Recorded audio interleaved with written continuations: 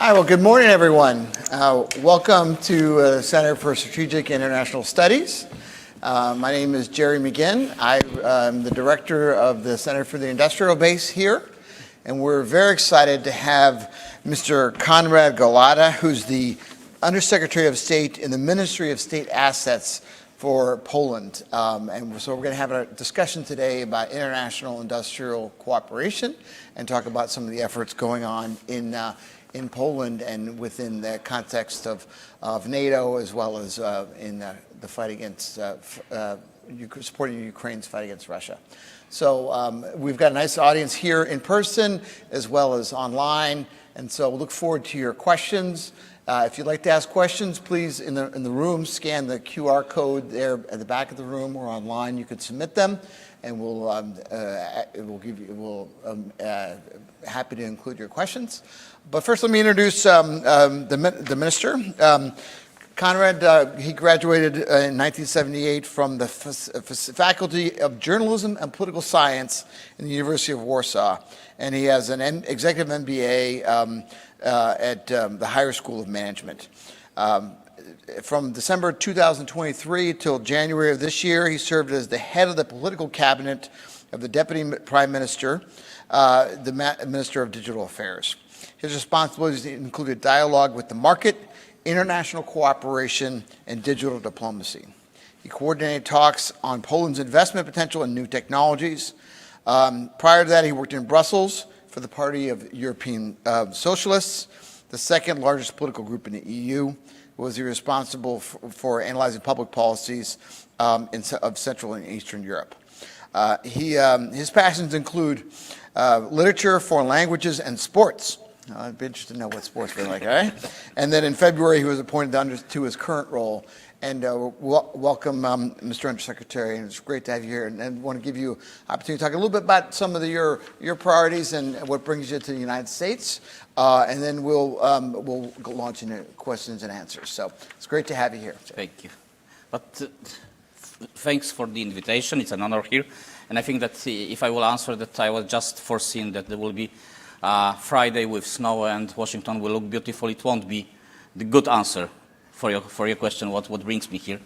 But by the way, we have a very good atmosphere outside. It's beautiful. Thank you for this introduction. I came here, my visit here is a part of the whole bunch of visits of representatives of the Polish government. We are here to present our new strategies. We are here to be in the dialogue with the American administration and American business, strengthening our alliance and strengthening the importance of the cooperation between Poland and the US to the global peace. When you are leading, we have the leading role, and we are those who are protecting the eastern flank of NATO and the external border of the European Union, being the only NATO country which is bordering both with Russia and Ukraine, which is quite unique and quite challenging sometimes. And if you allow me, I will tell you a few things about what is happening in Poland and why we are here, what we are presenting both to administration and to business. Our economy is the only EU economy which has constant growth since 36 years. Even during this financial crisis, which started in 2008, we've been not too much, but still on plus. And because of this, because of the energy of people, because of the very stable policies, we just joined in numbers 2 months ago, 20 biggest economies of the world. And this year we will be joining G20. And it's a remarkable moment because we started our transformation in 1989 with efforts of 2 generations. We achieved the moment which we can be proud of. Being one of 5 biggest EU countries, we are still not the biggest economy in Europe, but I would say that we are the most vibrant economy. What is helping us, it's a part of many objective reasons. It's the fact that we have a very aspirational generation both in the government and in business.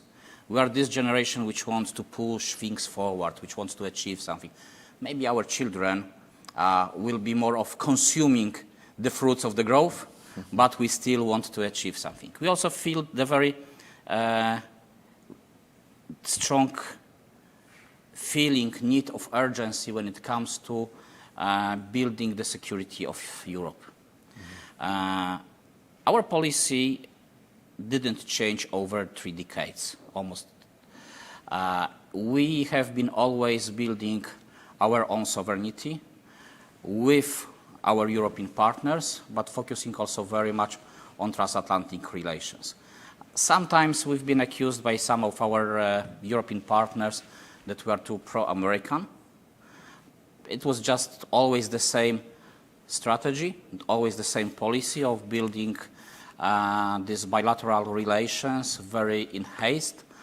Just times were changing, so the evaluation of our policies were changing. When it comes to the security, we are, as I said, responsible for eastern flank of NATO and external border of the EU, which is extremely important. And we are trendsetters in few issues. For years, we've been those who were fulfilling and leading the criteria of amount of money spent for defense in NATO. For next year, it will be 4.7% of GDP. It will be around 55 billion US dollars. Additionally, we are the biggest recipient of European program, which is called SAFE, when we will be absorbing 1/3 of resources, roughly 44 billion euros. And it shows in which direction we are going. We are modernizing our army. We are building now the biggest EU land army, focusing on protection of external borders, focusing very much on securing the Baltic Sea region. We invest there a lot in offshore. We invest in LNG terminals, which, by the way, the American ships are going to.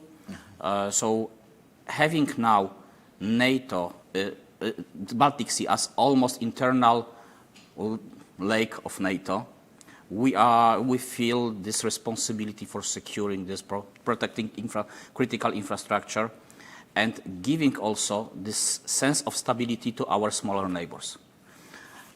This is also the moment when Poland takes way more seriously and more courageously the leadership in the region. It means responsibility, it means supporting the others, it means linking other countries' economies closer to us, and advancing our economical progress. This government, which I'm representing, is just in the process of big, how was it? I forgot the word in Polish, how we called it, easing all the legal procedures, changing the law to simplify investments, to simplify possibility of economical activities. Also, when it comes to defense, we don't only talk about it, we do. We changed our law. So if you want to invest in defense industry, for example, before we changed the law, you had to apply for various allowances, environmental and so on. It could take months or years even. Now you just declare what you're going to do, and after 30 days, you can start the investment. So we are progressing a lot of things.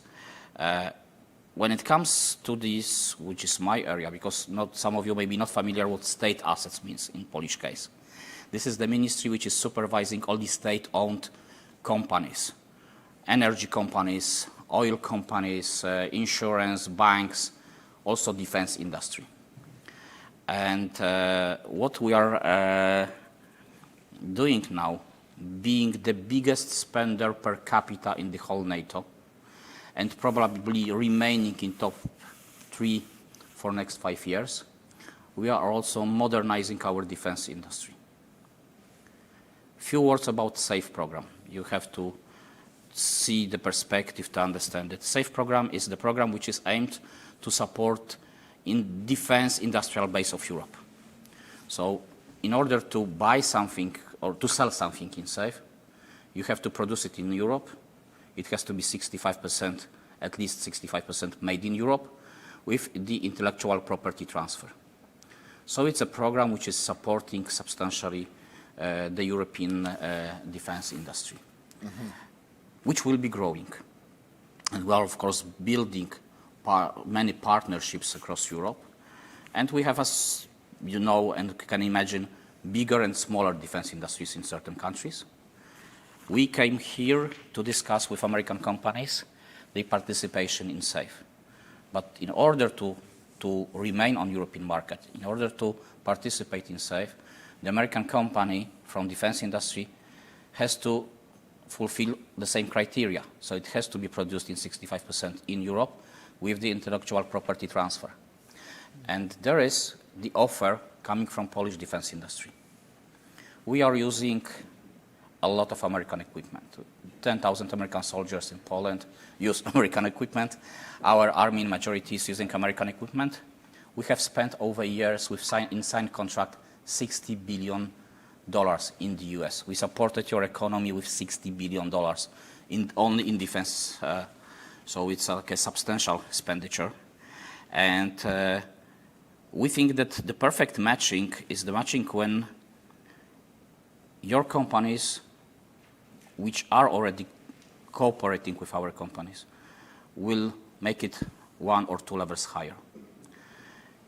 If you will be producing with us in Poland with this transfer of technology, with joint ventures, you will be able to remain on the European market.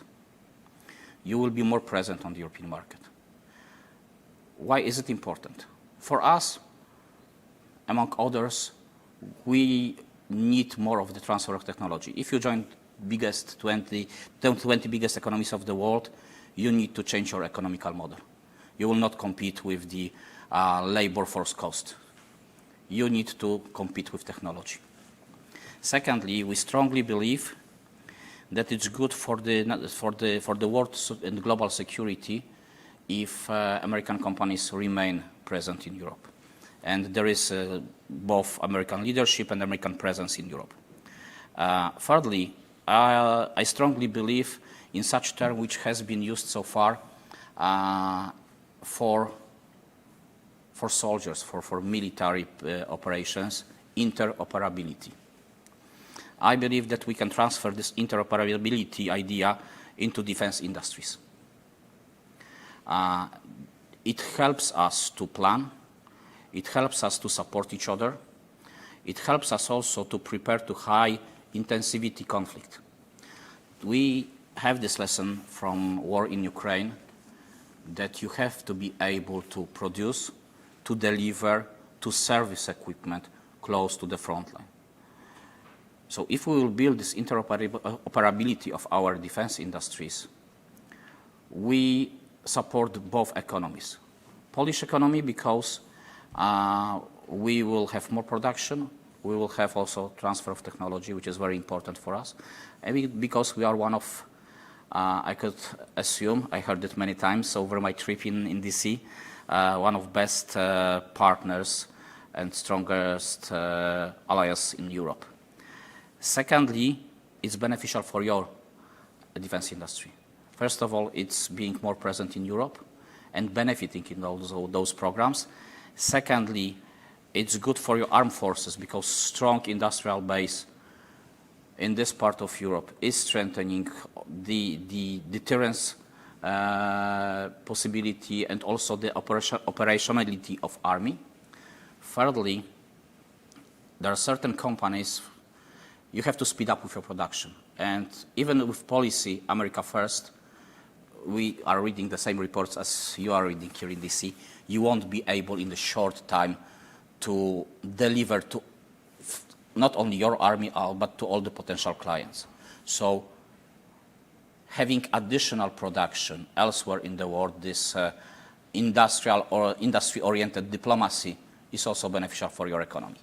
We are here having a series of meetings in Pentagon, in Department of State, and with your companies, both from both legacy companies but also the newcomers on the market, trying to find common points, common agenda, and draw very quickly the roadmap. Why very quickly? Because I'm coming back to SAFE program. Now we have submitted, like the others, the applications for single procurements made by countries alone. There is a second wave of joint procurements when you need to have at least 2 countries. And the date of submitting this application, the final date is June.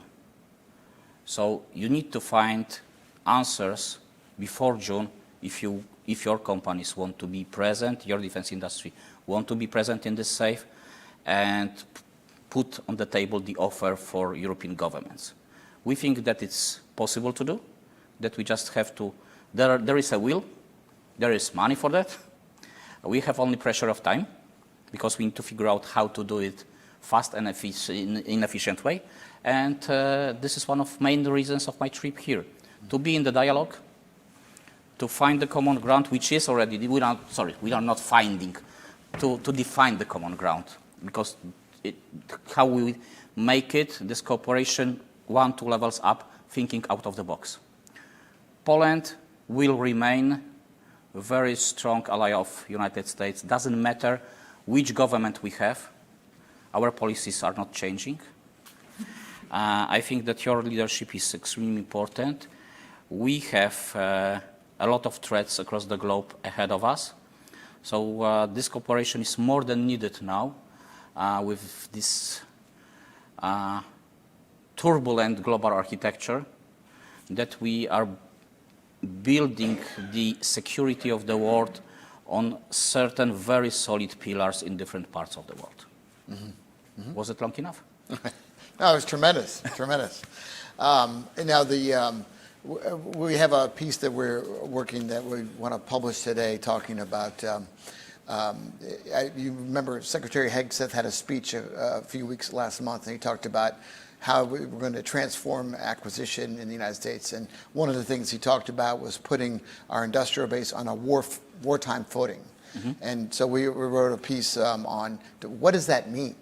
And part of that, we looked at countries, allies, and adversaries, and how much they're spending on defense. And it's amazing to see Poland, the percent of GDP that they spend, it outpaces all of the NATO allies. And it was last year, it was 4.2, and I think you said it's going to 4.7. So that's tremendous to see. Your role is on for as the state-owned enterprises, including in defense.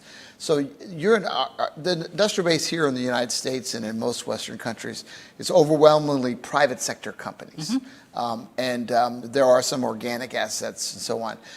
But it seems like in Poland you have sort of a different, you have state-owned companies. I mean, how is the dynamic there in terms of, are there private sector companies too? And you talked about U.S. companies invest. How do they partner with state-owned companies and the like? So I wonder if you could talk a little bit about how your industrial base kind of works. Should I start with a very good question? Yeah. It was a very good question. In our case, you have the main, the state-owned defense industry. It's a PGZ group. It's a group consisting of over 60 companies. Okay. It's a leader of our market, but also integrator of our market. So we have everywhere in the world a lot of private companies, mm-hmm. also new startups which want to be present in this defense industry. But we see it as follows, that first of all, our state-owned defense industry is the integrator of all the processes. Small company will not approach the army with some very small product. They want to have whole platform, whole system. So we are integrating them and helping them to be part of this acquisition process. Secondly, it's our state-owned companies which have various programs with your companies. One of the best examples is IBCS. There are only 2 countries which were IBCS. IB is the system, IBCS, IB. the anti-missile, Okay. the whole anti-missile and anti-aircraft system. Mm-hmm. Only 2 countries integrated the system fully, US and Poland. Mm-hmm. And our companies are providing, for example, the mobile connectivity centers, which help to integrate the whole system and working as best as possible. And most likely, we will be feeding you with our technology because we are more advanced in this integration. So this is just one of examples. We have common projects with Lockheed, with Boeing, with Raytheon, with L3Harris, and so on. So those companies, they know each other. What is important in this, that we have this different system, which you mentioned, state-owned, is the fact that the government can give directions with whom to build partnerships, where we want to invest as a country. We have a lot of common projects with various defense industries, but this is also up to us in which direction we will be going, up to us as a government. Putting this political layer on this. It's also very much related to the fact that we want to build, and we are very much focusing on the industrial and productional sovereignty. We are moving with our system, and this is very important. I think this is something which should be said very clearly here. We are changing model of our cooperation with partners, including US partners. From client to the constructor, from buyer to builder. If you spend so much on defense, you have to reinvest this money at home. Because you need to support your economy, because you will need more money in the future. And it's really not smart strategy if you just buy something abroad and it doesn't support your economy. And in the future, when you need to keep this equipment alive, you can have financial problems. So we are reinvesting, we are rebuilding this, this system of our defense industry. And now this is the perfect moment for this alignment with the American defense industry. And Secretary Hexet had 2 meetings, 2 public appearances with our Deputy Prime Minister, Minister of Defense, when they both clearly underlined the need and will of joint ventures between Polish and American defense industry. This is consisting of at least 3 elements. First of all, it's R&D and common future projects.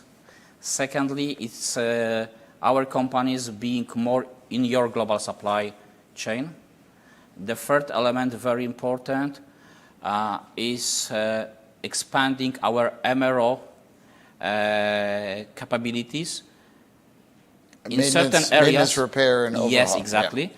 We want to be in certain areas the hub, which will be the service hub for all the American equipment used in Europe. Why is it important? First of all, if it's better to have this potential closer to the potential front line. Secondly, from MRO, it's very close to co-production. And you mentioned this war mode of economy. We need to prepare our economy. We are also preparing for high intensity conflict, and we are not building theoretical army, rather opposite. And you are doing the same. So we have to prepare our economies to quick shift into this war mode. By those projects, by JVs, by fast decisions now, we are able to do this. If we will postpone the process with procedures, with endless talks and so on, it will remain on paper, and then the wake-up call can be quite painful. We want to avoid it.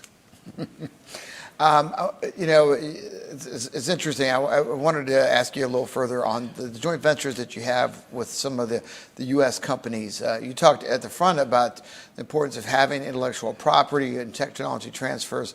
How are you kind of managing that in these kind of joint ventures? You know, because a company's secret sauce, their intellectual property is their differentiators. So how do you developing relationships there?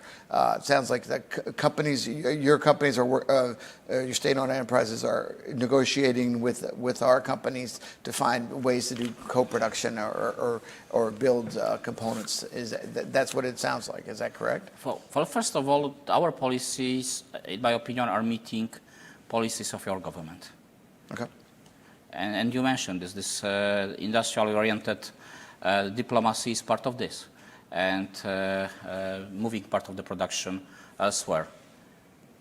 In order to make it in a proper way and be efficient, you cannot be just the recipient. You cannot just assembly. And if we speak about something, I will focus it's good to focus on safe example, this European program. If you have, I don't know, let's say a helicopter, it has to be produced in 65% in Europe, and it needs to have this 65% of intellectual property moved to Europe. Not everything. So the most sensitive technologies can remain here. But as we are, and both governments are identifying ourselves as really strategical partners, there is a moment that if we want to make this progress together, you cannot do this without transfer of technology. And those enterprises which you mentioned, they are present in Poland since many, many years. And there's one very important thing. We are not competing with you. Our defense industry is not competing with the American defense industry. So those partnerships which we are building, it's not to hide it somewhere, or it's not to use it for our own purposes. We want to build long-term partnership. This long-term partnership has to be built on solid fundamentals, on very equal treatment. And transfer of technology is part of this. If you don't have the transfer of technology, you just have a simple assembly line. Yep. And I don't think that you are looking for partners who are not the strategic ones, but just have assembly lines. It doesn't create engagement. It doesn't create common projects. So from my conversations with companies, they are identifying this as a thing they have to do. They need to decide which technologies they are able to transfer. And of course, we are in the dialogue with the administration about ITAR, about future simplification of procedures. And your administration, Department of State and Pentagon, they are fully aware of it. And we are just discussing the details. Once again, I don't find, if you are finding any weak points of such a cooperation, you can tell me so, but I'm not finding any weak points. Underlining once again, there are, I will not point a finger at anyone, but there are defense industries also in Europe which will be heavily competing with you. It's not our case. We want to be partner with you, fill the gaps together on both sides of the ocean, and move forward. We are bringing the stabilization in our part of the world with your support. You are focusing on other possible war theaters. So we have to enhance this cooperation. Otherwise, the efforts we have to make to keep everything stable will be more painful and will require a lot of more money, more dedication, and more time. Great. It's very, yeah, because there are concerns that folks have mentioned, because there's a strong need for having multi-sourcing, developing systems in multiple places to build capacity. But some people worry about that. Go, does that mean you set up competitors? So it's great to hear that how you talk about it. Thing? Please. There's also one very important element. We are bordering both with Russia and Ukraine. So every solution which is used on Polish border, you have luckily not the frontline experience, but you have close to the frontline experience, and you are facing the real threats. So the feedback you are getting is very important, and especially for defense industry. Secondly, what is extremely important is the fact that Russians are being fed with the Chinese technology. So we are also countering the Chinese technology, not allowing them to get more experience in this field, because from our perspective, Polish perspective, it's a very bad situation when Russian aggression is supported by someone else's technology. If we have this partnership in cooperation, we can recognize how it works better. We can have more the user's experience. And this is also this element of strategical cooperation. Gotcha. I want to bring in a couple of questions from the audience. Dominic from Squadra Ventures asks, You're talking about attracting companies. What are you doing in Poland to facilitate the ease of compliance for companies to set up business in Poland? And then to your point about you are right next to Russia and to Ukraine. Now, does that create challenges as you're trying to produce? Because you're right. You got drones there somehow magically mistakenly cross the border. Mistakenly, yeah. yeah. Yeah. So I'd love to hear your perspective on those. First one on compliance, and then on the proximity to Russia. It's sometimes good to be in the moment when you have to reshape everything and you were uninvested in certain areas, because you can make things way better and use the most modern technologies. It's an example of our banking system. I don't know, are you aware of that? The most advanced tools in digital banking system were always tested in Poland. Because in the beginning of 90s, we've been building fully digital banking. And we have apps and systems with which you can do everything sitting in a taxi. Absolutely everything. The same we are doing now with our defense industry. It was not that much oriented on future technologies. We are reshaping our defense industry, but we don't have this problem that we will remain on this step because it's still working. We are jumping over it, moving forward. We are investing a lot in every single enterprise of our defense industry, and we're very much opening, as you do here, for new companies. We are trying to build from this, not trying, we are doing this, the whole ecosystem supervised by the government. That we are in control and we don't have things which we wouldn't like on our defense market. The last element of this puzzle are global partnerships. We have to decide in a few months from now where we are on this map of global partnerships. Because Poland is in such a place that we are approached by many defense industries. And I think it's across the globe, everyone feels this need of ramp up the production, go for the new projects. And if you would watch, no offense, but if I would try to describe it, it's like in Dr. House in the TV series. Everyone's lying. Everyone is presenting him or herself from absolutely the best side. In a few months from now, with this what is happening, the dust will fall down and we will see the new map of partnerships. And we have been approached by many defense industries with proposals of this partnership from all those reasons which I described you before. So we have to decide in which direction we will go, on which elements we will focus. Part of this orienting process is my visit here to put the very clear offer to American enterprises before we will potentially decide to go with the others, because the train is now on the platform, but it will leave sooner or later. We want to be this element of stability in Europe, and this is what we are focusing on. We will be in ammunition, for example, one of biggest producers in Europe. We are very much working on our sovereign solutions, but we are also in very close contact, you mentioned Ukraine, with Ukrainians. There are Ukrainian companies with certain technologies which want to move to Poland and to produce on the safer side of the border. So we are also incorporating those technologies. And our aim is to build the model system of I would say, Central European defense industry based on partnership, not on acquisition or merge of companies.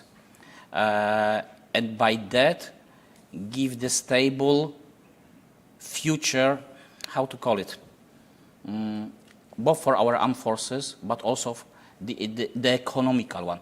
Like the worst thing which can happen is instability in our region. With the instability in our region, other global players in the world can use it against us, you, and in few other places. So we are focusing on this, bringing the stability, both political, industrial, and military ones. I don't know if I answered the question, No. but this is something which drives me.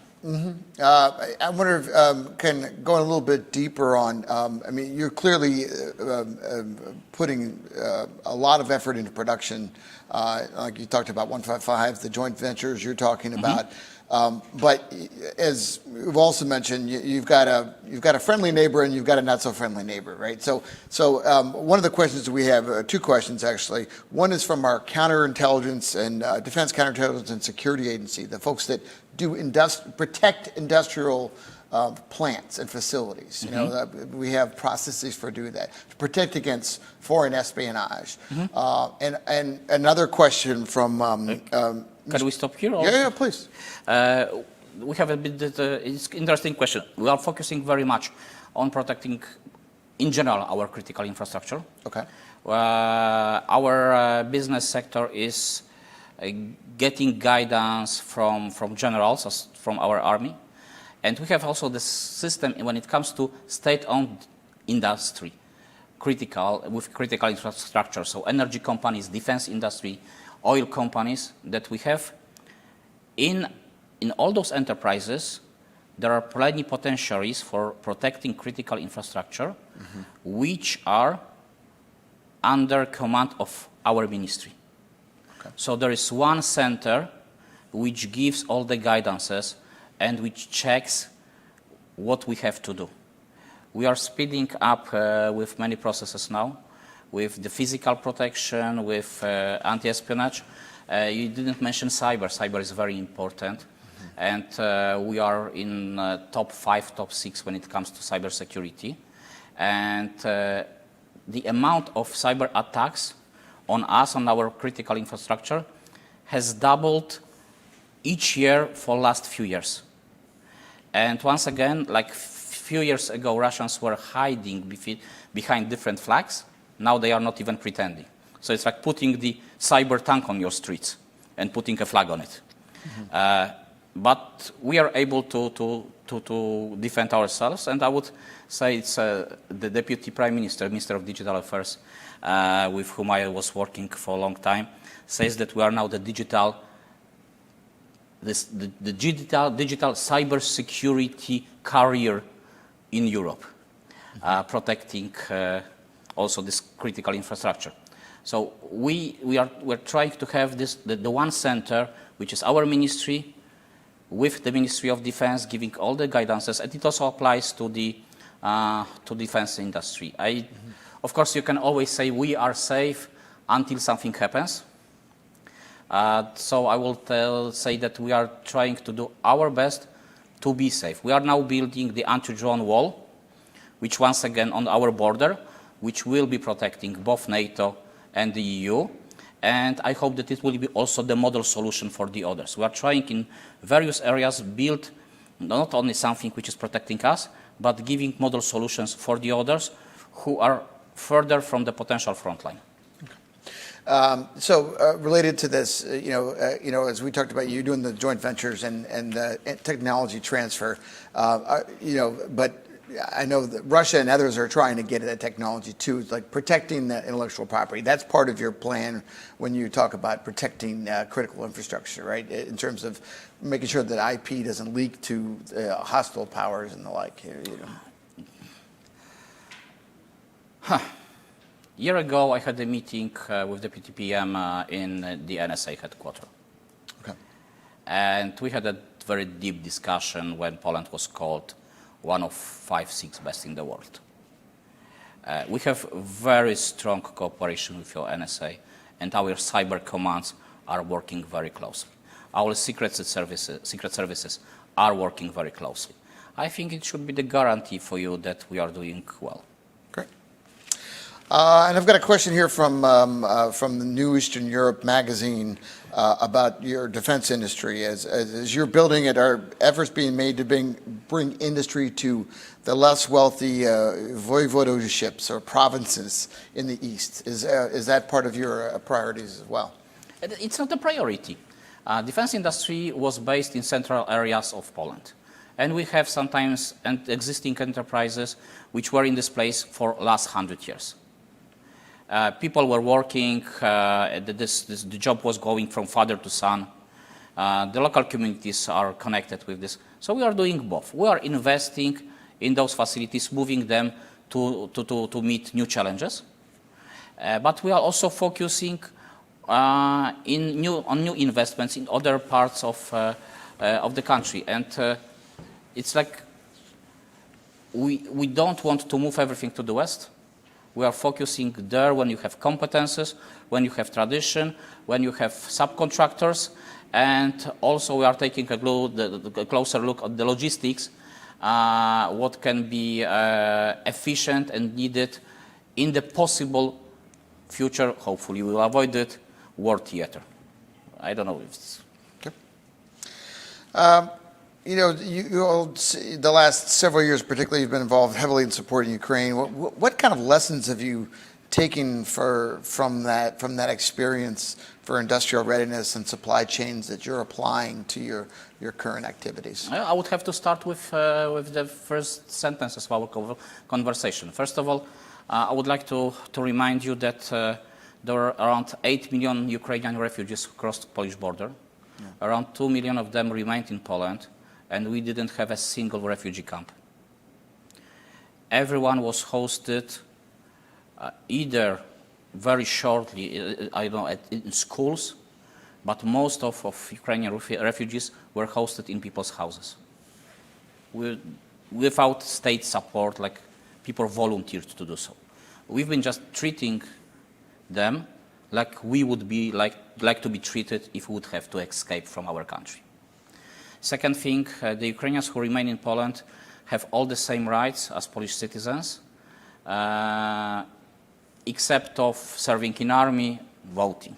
Mm-hmm. But you can use the public healthcare system, educational system, you can work, you can build your enterprise, so on and so forth. And so we heard a lot of stories from Ukraine, and we also observed everything what is happening. Rzeszów Airport is the main hub. 90% or over 90% of international aid to Ukraine goes through this airport, go through this hub. We've learned one thing, that you need to, when it comes to my field of expertise, that you have to be able to service, to maintain, to repair very fastly and close to the front line. That you need to have the buffer magazines of spare parts. And that you have to be innovative, and you need to have the possibility to operate quickly, knowing that also the global supply chains can be broken for a while. So we started this conversation when I was telling you why we need to invest more in this transfer of technology, why we need to invest more in MRO competences, why we want to be center of production, but also center of service and maintenance of the equipment in Europe. Not only American one, but we are discussing in DC, so I'll be focusing on that element. Great. Well, Mr. Undersecretary, I want to thank you very much for your time and your remarks. Yeah. Well, do you have any final thoughts? How do you see success in from your trip and then in the coming months? What are your your final thoughts as we kind of go back out into the snow? Not every single trip has to end with success. Sometimes enough success is a good conversation. Mm-hmm. And very open and clear conversation, because clear situations make friends. In longer term, I would have few elements. First of all is the reassurance of our strategic cooperation. Second is clearly presenting to American business and administration that our economical model is changing, and we need from your side different kind of partnership, different kind of cooperation. We are ready for this. We are putting the offer on the table. We think it's multi-beneficial. The third thing is to leave you with the message that, in our opinion, you cannot find better partner in Europe.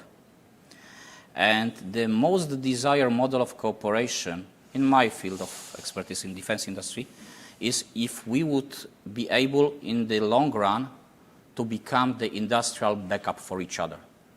Then we are resilient. Then whatever happens in whichever part of the globe, we can, in a fast and efficient way, supply each other and help each other with the production. I think such a model, we didn't discuss it before, and it wasn't like a global thinking. If we would be able to build such a model, we contribute substantially to the global security. Wow. Great. Well, on that note, I want to thank you, Mr. Undersecretary, for coming to CSIS. I will be coming here more often, hopefully not always with the snow, even if it looks very nice. Oh, wonderful. Thank you very much. Thank Safe you. trip home.